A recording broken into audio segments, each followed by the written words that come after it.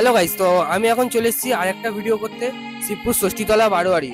এই প্যান্ডেলটা কিন্তু হাওড়ার বুকে হয়ে থাকে। তো এবছর এনাদের ভাবনা কিন্তু পঞ্জিকা, পুরো মণ্ডপ কিন্তু লোহা দিয়ে করা হয়েছে। তো এবার চলুন দেখিয়ে দিই কিরকম হয়েছে মণ্ডপটা। আসুন।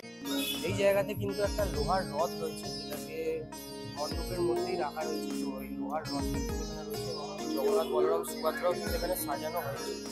পুরো ব্যাপারটাকে কিন্তু যা করা হয়েছে এখানে লোহা দিয়ে করা হয়েছে। এবং এই উপরটা যদি দেখাই, উপরটাতে কিন্তু এরকম প্রদীপ হয়েছে, ঠিক আছে, যেগুলো আপ অ্যান্ড ডাউন হচ্ছে। ব্যাপারটা ফোকাস আসছে না, উপরে কিন্তু পুরো ব্যাপারটা কিন্তু এরকম আপ হচ্ছে, ডাউন হচ্ছে।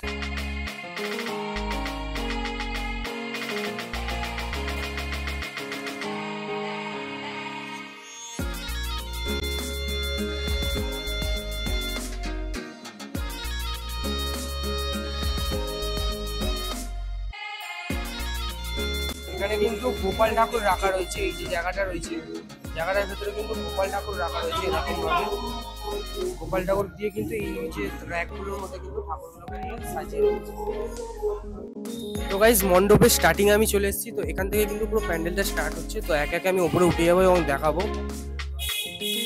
তো এই হচ্ছে মণ্ডপটার ওপেনিং এর ভেতরে যে পুরো ফার্স্ট লুক।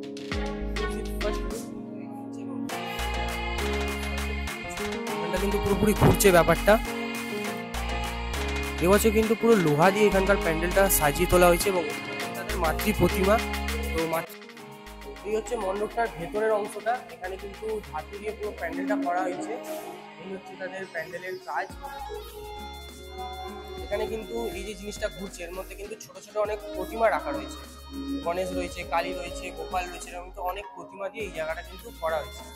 এবং এখান দিয়ে যদি ঘুরে যাব, তাহলে এই জায়গাটার মধ্যে কিন্তু পুরো ঠাকুরটা রাখা রয়েছে। এবং ঠাকুরের ব্যাকগ্রাউন্ড যেটা, ঠাকুরের ব্যাকগ্রাউন্ডটাও কিন্তু অ্যাকচুয়ালি ঘুরছে। পুরো ব্যাপারটা যদি আমি আপনাদেরকে ভালোভাবে দেখানোর চেষ্টা করি, এখানটা তাদের মা দুর্গা মাতৃ প্রতিমা, যেটা অপরূপভাবে কিন্তু রয়েছে।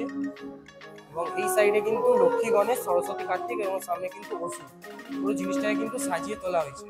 চলো ভালো করে এই ব্যাপারটা এবার আমাদের দেখানো।